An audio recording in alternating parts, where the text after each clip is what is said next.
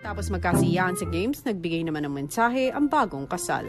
Sa pagiging parte nitong kasal namin kay Reb, kay Kuya, thank you so much sa mga housemates, sa family namin. Thank you so much po, Bibi.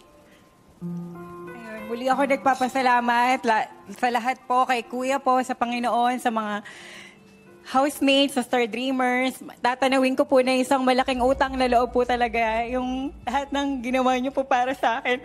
Dahil po sa inyo, natupad po yung dream na wedding ko po. Salamat po talaga. Hindi ko na kaya isa-isahin, pero thank you talaga. Thank you so much po. Mabuhay ang bagong kasal!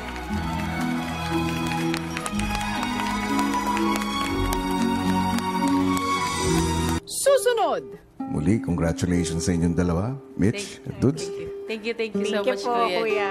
Nagpapasalamat din ako na naging saksi ang aking bahay sa isa sa pinakamahalagang punto ng inyong pagmamahalan, ang inyong pag-iisang dibdib.